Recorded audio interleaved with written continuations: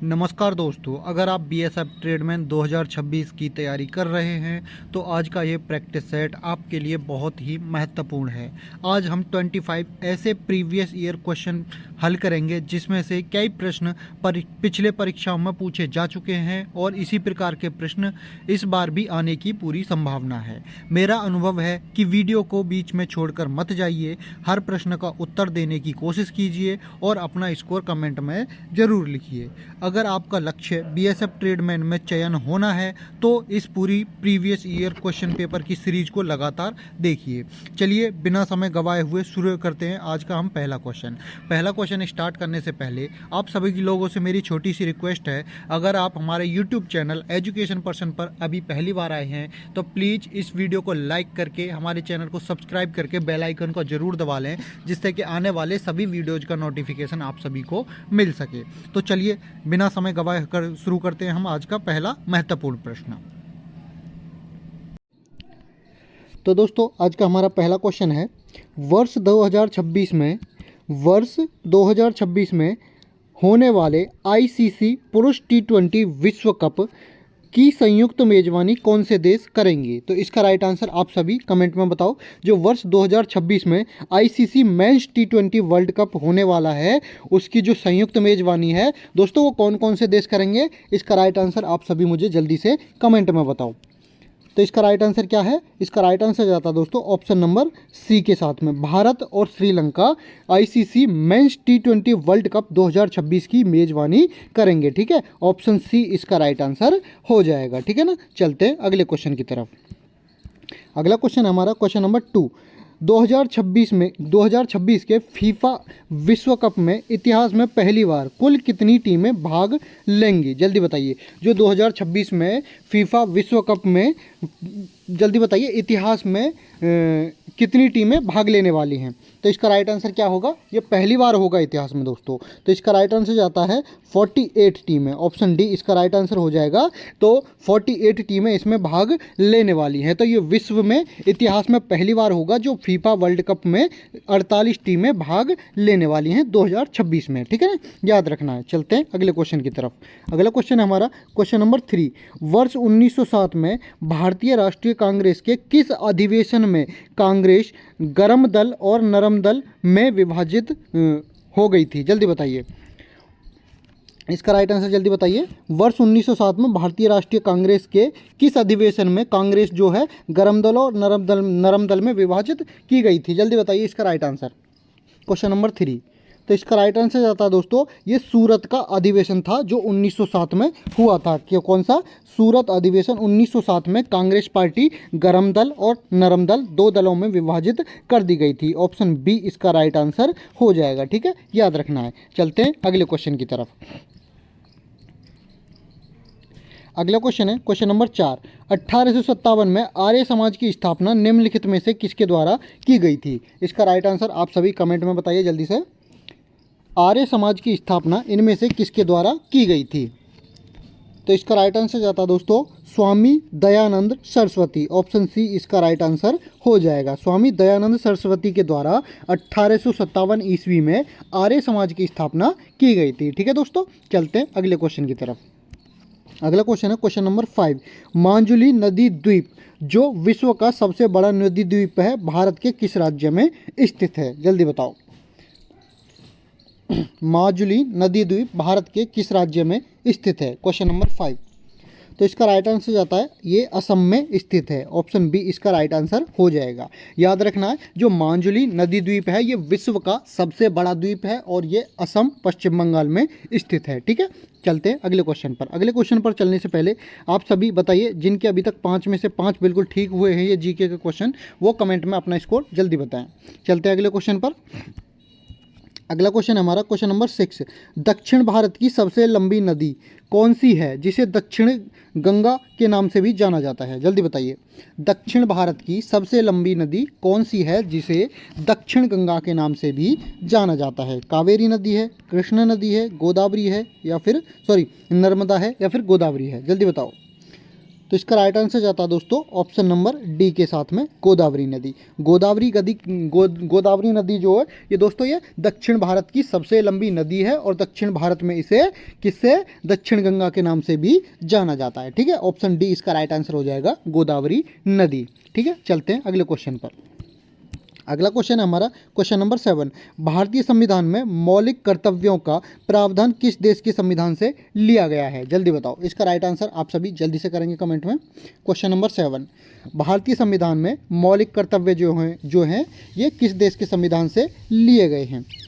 America से लिए गए हैं, आयरलैंड से लिए गए हैं, रूस के संविधान से जो पूर्व सोवियत संघ था पहले ये, ठीक है, और ब्रिटेन के संविधान से। तो किससे लिए गए हैं मौलिक कर्तव्य? जल्दी बताओ। तो इसका राइट आंसर जाता है ऑप्शन नंबर सी के साथ में, रूस, मतलब कि पूर्व सोवियत संघ के संविधान से हमने अपने संविधान में मौलिक कर्तव्यों को लिया है। ऑप्शन सी इसका राइट आंसर हो जाएगा, रूस या पूर्व सोवियत संघ। ठीक है, चलते हैं अगले क्वेश्चन पर। अगला क्वेश्चन है दोस्तों हमारा क्वेश्चन नंबर 8। किसी भी भारतीय राज्य का राज्यपाल बनने के लिए न्यूनतम आयु कितनी होनी चाहिए? जल्दी बताइए। किसी भी राज्य का राज्यपाल बनने के लिए न्यूनतम आयु क्या रखी गई है? जल्दी बताओ। क्वेश्चन नंबर 8, 25 साल, 30 साल, 35 साल या फिर 40 साल? जल्दी बताओ। इसका राइट आंसर जाता है दोस्तों, राज्यपाल बनने के लिए मिनिमम आयु 35 वर्ष रखी गई है। ऑप्शन सी इसका राइट आंसर हो जाएगा। ठीक है, याद रखना ये सिर्फ भारत में ही माना जाएगा। भारत के किसी भी राज्य का राज्यपाल बनने के लिए 35 वर्ष की आयु आपकी होनी चाहिए। अदर कंट्री की हमें नॉलेज नहीं है, ना ही हमें पता है। अदर कंट्री में अलग अलग एज क्राइटेरिया हो सकता है। ठीक है, चलते हैं हम अगले क्वेश्चन पर। अगला क्वेश्चन हमारा क्वेश्चन नंबर 9। भारत में 1 रुपये के कागजी नोट पर किसके हस्ताक्षर होते हैं? जल्दी बताइए। भारत में जो 1 रुपये का नोट होता था दोस्तों, उस पर किसके हस्ताक्षर होते हैं? भारतीय रिजर्व बैंक के गवर्नर के, भारत के राष्ट्रपति के, भारत के वित्त मंत्री के या फिर भारत के वित्त सचिव के, फाइनेंस सेक्रेटरी की? जल्दी बताइए। तो इसका राइट आंसर क्या है? जल्दी से बताइए। 1 रुपये के नोट पर, जो कागज़ का नोट होता था, उस पर किसके हस्ताक्षर होते हैं? तो इसका राइट आंसर आता है भारत के वित्त सचिव के उस पर हस्ताक्षर होते हैं। ऑप्शन डी इसका राइट आंसर हो जाएगा। याद रखना है, बाकी पर क्या होते हैं? बाकियों पर रिजर्व बैंक के गवर्नर के हस्ताक्षर होते हैं। ठीक है, चलते हैं अगले क्वेश्चन पर। हमारा अगला क्वेश्चन है नाबार्ड। नाबार्ड का मुख्य कार्य किस क्षेत्र को ऋण और विकास सहायता प्रदान करना है? जल्दी बताइए। जो नाबार्ड है दोस्तों, इसका मुख्य कार्य किस क्षेत्र को ऋण और विकास सहायता प्रदान करने के लिए किया जाता है? जल्दी बताओ। Question number 10। क्वेश्चन नंबर 10 का क्या राइट आंसर होगा? तो इसका राइट आंसर जाता है कृषि और ग्राम विकास के लिए नाबार्ड की स्थापना की गई थी। ये नाबार्ड जो है कृषि और ग्राम विकास के लिए आपको ऋण और विकास सहायता प्रदान करता है। ठीक है, ऑप्शन बी इसका राइट आंसर हो जाएगा। ठीक है, चलते हैं अगले क्वेश्चन पर। ऐसे कितने स्टूडेंट हैं अभी तक जिनके अभी तक 10 में से 10 क्वेश्चन बिल्कुल ठीक हुए हैं? वो सभी अपना अपना स्कोर मुझे इस कमेंट में बताइए, किन किन के अभी तक 10 में से 10 बिल्कुल राइट आंसर हुए हैं। चलते हैं अगले क्वेश्चन पर। अगला क्वेश्चन हमारा क्वेश्चन नंबर 11। मानव शरीर की सबसे बड़ी ग्रंथि कौन सी है? मोस्ट इंपॉर्टेंट क्वेश्चन है, काफ़ी बार परीक्षाओं में पूछा गया है और काफ़ी बार मेरे भी प्रैक्टिस सेट में ये रिपीट हो चुका है।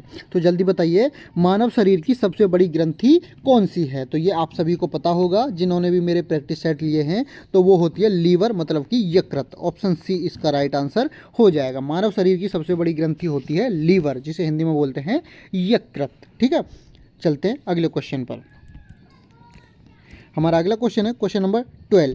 खट्टे फलों में प्रचुर मात्रा में पाया जाने वाला विटामिन सी का रासायनिक नाम क्या है? जल्दी बताइए। साफ साफ बोला गया है, इसमें खट्टे फल जोड़ने की ज़रूरत नहीं थी, फिर भी इसमें आपको पता चल जाएगा कि खट्टे फलों में कौन सा विटामिन होता है। तो खट्टे फलों में विटामिन सी पाया जाता है और विटामिन सी का रासायनिक नाम इसमें पूछा गया है। तो जल्दी बताइए, विटामिन सी का रासायनिक नाम क्या है? Ascorbic acid, citric acid, retinol या फिर कैल्सीफेरॉल? जल्दी बताओ, विटामिन सी का रासायनिक नाम क्या है? तो इसका राइट आंसर जाता है ऑप्शन नंबर ए के साथ में, ascorbic acid. Ascorbic acid vitamin C का रासायनिक नाम होता है। ऑप्शन ए इसका राइट आंसर हो जाएगा। तो दोस्तों, आज की वीडियो आप सभी को कैसी लग रही है? अगर वीडियो अच्छी लग रही है तो प्लीज़ वीडियो को लाइक करके अपने सभी दोस्तों के साथ शेयर ज़रूर कर दें, जिससे कि उन सभी बच्चों की भी बहुत अच्छे से तैयारी हो सके। साथ ही जो भी बच्चे अभी हमारे चैनल पर नए जुड़े हैं, प्लीज़ चैनल को सब्सक्राइब करके बेल आइकन को ज़रूर दबा लें, जिससे कि आने वाले सभी वीडियोज़ का नोटिफिकेशन आप सभी को मिल सके। ठीक है दोस्तों, चलते हैं हम अगले क्वेश्चन पर। अगला क्वेश्चन है क्वेश्चन नंबर 13। ध्वनि की चाल सबसे अधिक किस माध्यम में होती है? जल्दी बताइए। ध्वनि की चाल सबसे अधिक किस में पाई जाती है? Question number 13। इसका राइट आंसर आप सभी जल्दी बताओ। हवा या गैस में, निर्वात या वैक्यूम में, ठीक है, तरल या द्रव में, या फिर ठोस जैसे कि स्टील। तो जल्दी बताइए किस में पाई जाती है ध्वनि की चाल सबसे अधिक, किस में होगी? तो इसका राइट आंसर जाता है ऑप्शन नंबर डी के साथ में, ध्वनि की चाल सबसे अधिक ठोस में पाई जाती है। ऑप्शन डी इसका राइट आंसर हो जाएगा। जैसे कि स्टील, लोहा, जो ठोस वस्तु होती है उन सभी में ध्वनि की गति सबसे अधिक पाई जाती है। ठीक है, चलते हैं अगले क्वेश्चन पर। अगला क्वेश्चन है हमारा क्वेश्चन नंबर 14। द्वितीय विश्व युद्ध के बाद संयुक्त राष्ट्र संघ यूएनओ की स्थापना किस वर्ष की गई थी? जल्दी बताओ। यूएनओ की स्थापना किस वर्ष की गई थी? साफ साफ बोला है, इससे भी अंदाजा लगा सकते हो आप, द्वितीय विश्व युद्ध के बाद। ठीक है, तो द्वितीय विश्व युद्ध के बाद यूएनओ की स्थापना कब हुई थी दोस्तों? जल्दी बताओ। तो वो हुई थी आपकी 1945 में। ठीक है, ऑप्शन बी इसका राइट आंसर हो जाएगा। 1945 में किसकी यूएनओ की स्थापना की गई थी। ठीक है, चलते हैं अगले क्वेश्चन पर। अगला क्वेश्चन है दोस्तों हमारा क्वेश्चन नंबर 15। क्वेश्चन नंबर 15 क्या कहता है? भारत का प्रसिद्ध जोग या गरसोप्पा जलप्रपात किस नदी पर स्थित है? जल्दी बताइए। भारत का प्रसिद्ध जोग या गरसोप्पा जलप्रपात ये किस नदी पर स्थित है? Question number 15। कावेरी नदी पर, साबरमती नदी पर, नर्मदा नदी पर, या फिर गोदावरी नदी पर? जल्दी बताओ इसका राइट आंसर। जोग या गरसोप्पा जलप्रपात जो ये किस नदी पर स्थित है? तो इसका राइट आंसर जाता है ये साबरमती नदी पर स्थित है। ऑप्शन बी इसका राइट आंसर हो जाएगा। जोग या गरसोप्पा ये किस राज्य में स्थित है? किस राज्य में स्थित है? इसका राइट आंसर आप सभी मुझे कमेंट में बताएंगे। तो जल्दी बताना इसका राइट आंसर ये कहाँ पर स्थित है। ये मैंने बता दिया, ये साबरमती नदी पर स्थित है, बट ये किस राज्य में स्थित है इसका राइट आंसर आप सभी मुझे कमेंट में बताएंगे। ठीक है, ऐसे कितने स्टूडेंट हैं जिनके अभी तक 15 में से 15 बिल्कुल ठीक हुए हैं? आप सभी अभी अपना मुझे कमेंट के जरिए स्कोर बताइए। चलते हैं अगले क्वेश्चन पर। अगला क्वेश्चन है हमारा क्वेश्चन नंबर 16। प्रसिद्ध हॉर्नबिल महोत्सव मुख्य रूप से भारत के किस राज्य में मनाया जाता है? जल्दी बताइए। हॉर्नबिल महोत्सव भारत के किस राज्य में मनाया जाता है? Question number 16। मणिपुर में, मेघालय में, नागालैंड में, या फिर मिजोरम में? जल्दी बताइए। हॉर्नबिल महोत्सव किस राज्य में मनाया जाता है? तो इसका राइट आंसर जाता है ये ऑप्शन सी, नागालैंड में मनाया जाता है। हॉर्नबिल महोत्सव कहाँ पर? नागालैंड में मनाया जाता है। ऑप्शन सी इसका राइट आंसर हो जाएगा। चलते हैं अगले क्वेश्चन पर। अगला क्वेश्चन है हमारा क्वेश्चन नंबर 17। कुचिपुड़ी भारत के किस राज्य का प्रमुख शास्त्रीय नृत्य है? जल्दी बताओ। कुचिपुड़ी भारत के किस राज्य का शास्त्रीय नृत्य है? तो कच्ची पूड़ी कौन खाएगा? अंधे लोग खाएंगे, तो इसलिए आंध्र प्रदेश का हो जाएगा। ठीक है, ऑप्शन सी इसका राइट आंसर हो जाएगा। याद रखना है, मैंने एक ट्रिक बनाई है। कुचिपुड़ी मतलब कि कच्ची पूड़ी, पूरी जो होती है, पूरी सब्जी। ठीक है, तो कच्ची पूड़ी कौन खा सकता है? अंधे खा सकते हैं। अंधे से हम लगा लेंगे आंध्र। ठीक है, आंध्र प्रदेश। ठीक है, ये ट्रिक मैंने लगा रखी है। तो कच्ची पूड़ी मतलब कुचिपुड़ी का संबंध हो जाएगा आंध्र प्रदेश से। ऑप्शन सी इसका राइट आंसर हो जाएगा। ठीक है ना, चलते हैं अगले क्वेश्चन पर। अगला क्वेश्चन है क्वेश्चन नंबर 18। भारत और एशिया के सबसे पुराने फुटबॉल टूर्नामेंट डोरंड कप की शुरुआत किस वर्ष की गई थी? जल्दी बताइए। साफ साफ पूछा गया है, डोरंड कप की शुरुआत किस वर्ष की गई थी? जल्दी बताइए। Question number 18। ये भारत और एशिया का सबसे पुराना फुटबॉल टूर्नामेंट है डोरंड। ठीक है, सॉरी, फुटबॉल टूर्नामेंट जो है भारत और एशिया का सबसे पुराना टूर्नामेंट है, और इसमें डोरंड कप की शुरुआत किस वर्ष की गई थी? तो वो की गई थी 1888 ईस्वी में। ऑप्शन ए इसका राइट आंसर हो जाएगा। ठीक है, याद रखना है, डोरंड कप की शुरुआत 1888 ईस्वी में की गई थी। और डोरंड कप का पूछ लिया जाए कि डोरंड कप का संबंध किससे है, तो आपका फुटबॉल से हो जाएगा। ठीक है, ऑप्शन ए इसका बिल्कुल राइट आंसर हो जाएगा। चलते हैं अगले क्वेश्चन पर। अगला क्वेश्चन है क्वेश्चन नंबर 19। टेस्ट क्रिकेट के इतिहास में सर्वाधिक विकेट लेने वाले भारतीय गेंदबाज कौन हैं? जल्दी बताइए। इसका राइट आंसर बताइए। टेस्ट क्रिकेट के इतिहास में सर्वाधिक विकेट लेने वाले भारतीय गेंदबाज कौन बने?